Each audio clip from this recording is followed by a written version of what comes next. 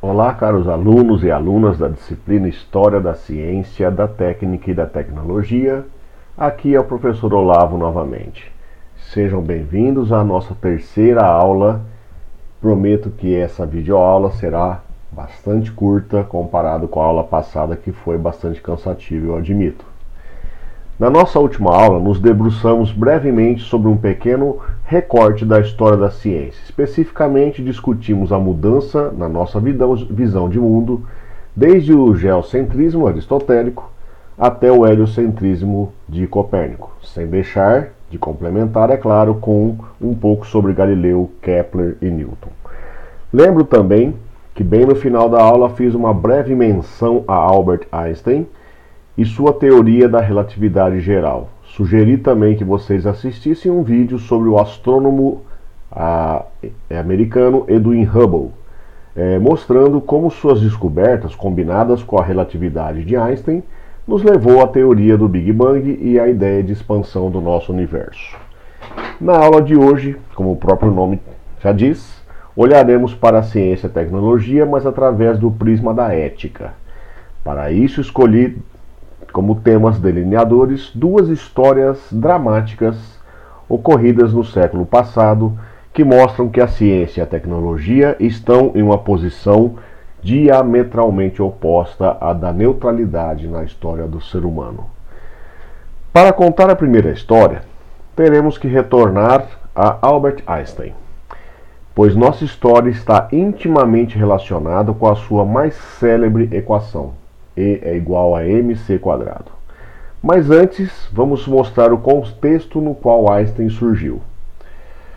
Bom, após o sucesso da mecânica newtoniana e o desenvolvimento da teoria eletromagnética, sistematizada por James Clerk Maxwell, em meados do século XIX, uma grande euforia permeava o mundo científico. Muitos acreditavam que tinham em suas mãos duas teorias capazes de explicar praticamente tudo no universo.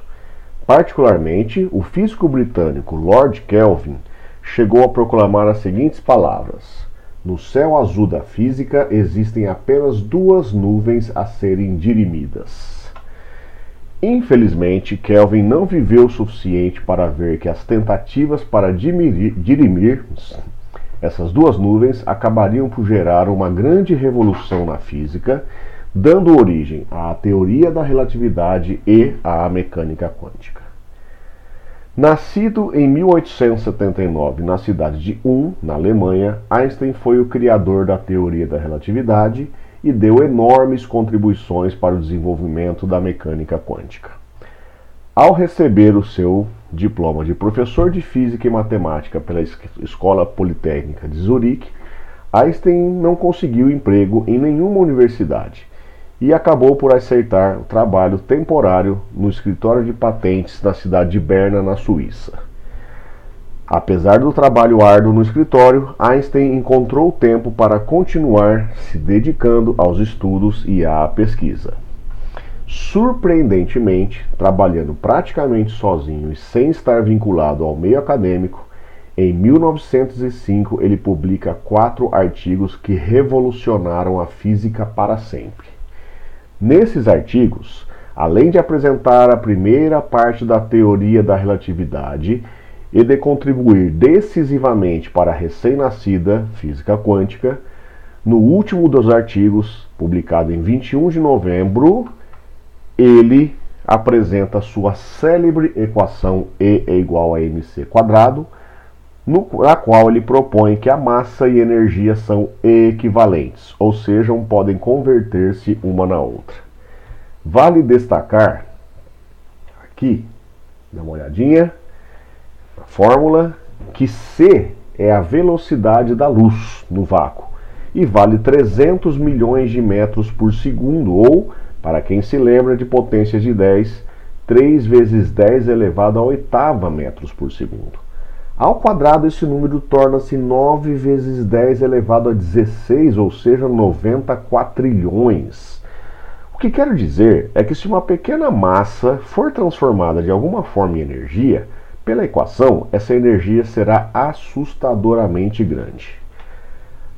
Apesar de obter a relação de equivalência entre massa e energia, como uma consequência teórica da teoria da relatividade, publicada poucos meses antes, Einstein não acreditou que essa equação pudesse ter alguma aplicação realmente prática, visto que nenhum processo físico até então conhecido apresentava alguma evidência de que massa pudesse se transformar em energia.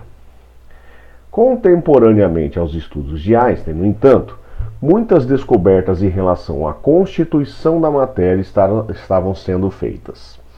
De fato, após o químico John Dalton, no início do século XIX, ressuscitar a antiga ideia grega de que a matéria seria formada por átomos, em 1897, o físico britânico J. J. Thomson descobre a existência do elétron e, poucas décadas depois, seu aluno Ernest Rutherford mostra que o átomo é constituído por duas regiões, o núcleo e a eletrosfera. Na mesma época, pouco antes da descoberta dos raios-x por Wilhelm Röntgen, o físico francês Henri Becquerel e o casal Marie e Pierre Curie mostraram que alguns minérios de urânio e outros materiais são capazes de emitir radiação espontaneamente, mesmo sem reagir quimicamente com outros núcleos, com outras substâncias. Mais tarde, verifica-se que o processo resulta de processos de decaimento nuclear, reações que ocorrem especificamente com os núcleos dos átomos. Em 1919, Rutherford mostra ser possível induzir artificialmente o decaimento nuclear, bombardeando um átomo de nitrogênio com partículas alfa, e descobre a existência dos prótons. Já em 1938, 6 anos após James Chadwick descobrir os nêutrons, os físicos alemães Otto Hahn e Fritz Strassmann realizam a primeira reação de fissão do urânio, mostrando que é possível transformar massa em energia e corroborando a equação do Einstein, né? E igual a mc². Bom, espero que vocês tenham prestado atenção na data em que Hahn e Strassmann realizaram esse feito, 1938. O que tem de especial nesse ano? Sim, nesse ano a Alemanha já estava sob o comando de Hitler e já havia se remilitarizado fortemente, mesmo contrariando todos os pactos e tratados originados após a sua derrota na Primeira Guerra Mundial. Em setembro do ano seguinte, Hitler ordena a invasão da Polônia, dando assim origem à Segunda Guerra Mundial, que durou até 1945.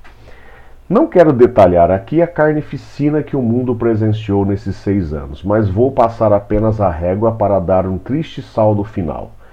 Foram 60 milhões de mortos entre militares e civis, se é que faz alguma diferença, visto que ambos são feitos de carne e osso. Bom, talvez seja conveniente aqui fazer um parênteses para a gente refletir um pouquinho. Como é que estava a Alemanha nesse momento, naquela situação? Como que ela chegou naquela situação? Bom, após a derrota na Primeira Guerra Mundial, a Alemanha atravessou uma profunda crise econômica, política e social. A população, sofrendo com a fome, com a desesperança e a baixa estima, clamava por um salvador, alguém capaz de milagrosamente resolver todos os problemas.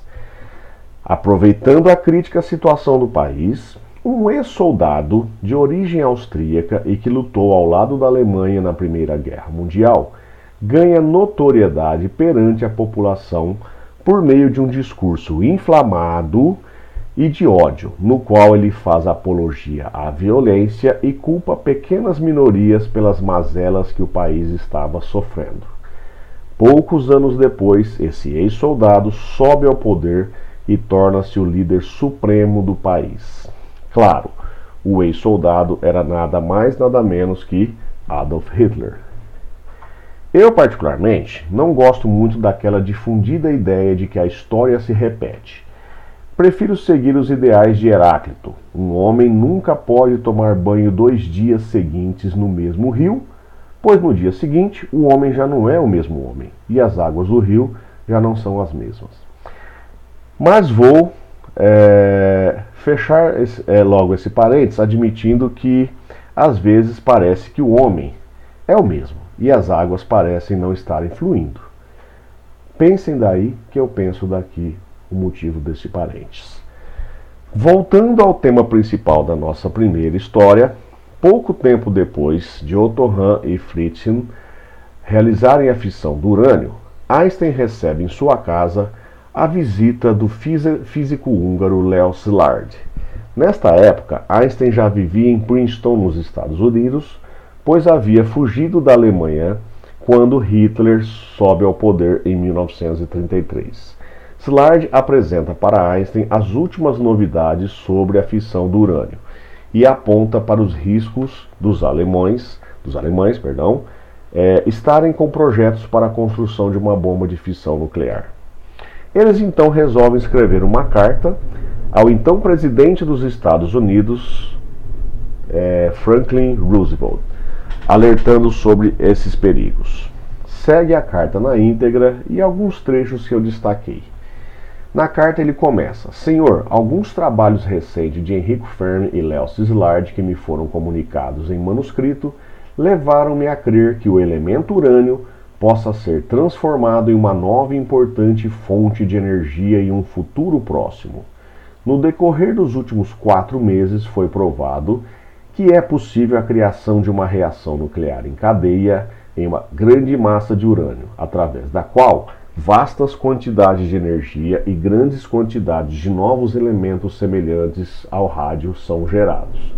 E ele continua: esse novo fenômeno levaria também à construção de bombas e é concebível, embora não tão certamente, que bombas extremamente poderosas de um novo tipo possam ser construídas.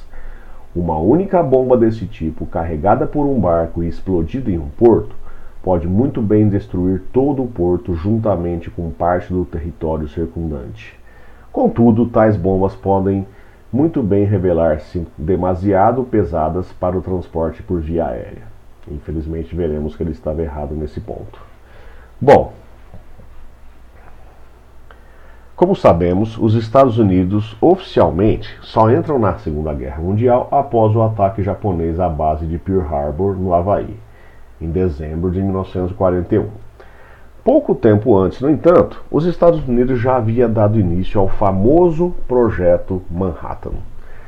Com um custo estimado de 2 bilhões de dólares, valores da época, que hoje corresponde a mais de 20 bilhões de dólares, e envolvendo mais de 100 mil pessoas, entre elas os melhores cientistas e engenheiros da época, o projeto foi responsável pela construção das primeiras bombas atômicas da história.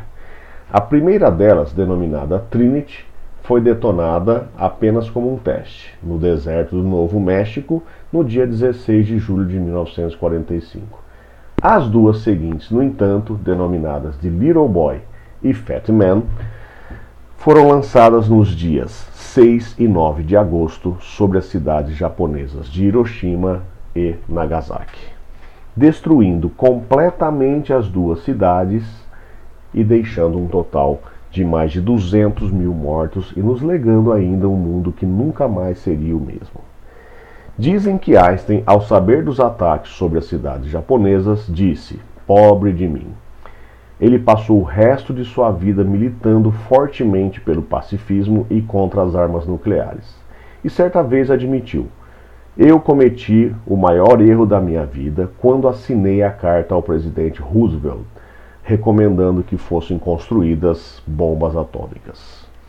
Infelizmente, sabemos que nas décadas seguintes, a corrida armamentista entre os Estados Unidos e a antiga União Soviética levou a uma escalada exponencial na quantidade e poder de destruição das armas nucleares. Atualmente, uma única bomba de hidrogênio, por exemplo, tem uma potência equivalente a mais de 1000 bombas iguais às lançadas em Hiroshima ou Nagasaki. E com isso termino a primeira história de hoje. Mas antes de passar para a próxima, deixo apenas uma última provocação para refletirmos. É importante termos em mente que olhamos para essa primeira história em retrospectiva. Devemos então ter os devidos cuidados antes de fazer qualquer pré-julgamento, pois quando olhamos a história pelo retrovisor, em geral é fácil acomodar os fatos e eventos em uma aparente, mas muitas vezes falaciosa sequência de causas e efeitos. Lembro, no entanto, do clássico exemplo da borboleta que bate as asas em Pequim, gerando um furacão em Nova York. Bom, vamos agora para a segunda história da aula. Mas já devo advertir que essa segunda história, pelo menos em minha visão, não admite tão facilmente a aparente absolvição sugerida à primeira história através da alegoria da borboleta e do furacão. Bom, conhecido como experimento de Tuskegee, esse triste episódio aconteceu nos Estados Unidos no período entre 1932 e 1972 e, paradoxalmente, originou-se a partir de boas intenções. A proposta inicial era estudar a então epidemia de sífilis que assolava diversos estados americanos, mapeando a distribuição da doença e obtendo argumentos para convencer o governo a investir em programas de erradicação. Devido à escassez de recursos, no entanto, o programa foi paralisado já no primeiro ano. Passado algum tempo, o programa foi reinicializado, mas com novos objetivos, muito mais sombrios. A nova proposta, apoiada oficialmente pelo Serviço de Saúde Pública dos Estados Unidos, era avaliar a evolução e os efeitos da sífilis em homens negros do pequeno condado de Macon, próximo à cidade de Tuskegee, no Alabama. O cerne da questão aqui, no entanto, ramifica-se em duas partes. Primeiramente, a intenção verdadeira da pesquisa era mostrar que a doença seguiria caminhos totalmente diferentes nas pessoas negras, o que serviria como mais um argumento em favor do racismo. Segundo, os voluntários não foram informados que se tratava de um experimento sobre sífilis. A eles foi dito que estariam sendo tratados contra um problema que os médicos chamavam de bad blood, ou sangue ruim. E não tinha a menor ideia de que estariam, na verdade, sistematicamente recebendo apenas placebo. Para não cansá-los demasiadamente com essa videoaula, eu vou parar por aqui e encaminho como próxima atividade algo menos penoso, para que vocês conheçam um pouco mais sobre essa dramática história do caso Tuskegee. Deixo aqui a sugestão de um filme, Miss Evers Boys. Esse filme pode ser encontrado naturalmente em várias mídias, tá? E eu gostaria então que após assistirem esse filme, a gente finalize então realmente a aula com a leitura de um artigo que traz excelentes reflexões sobre ética e bioética. Bom, um abraço a todos e nos veremos então na próxima semana.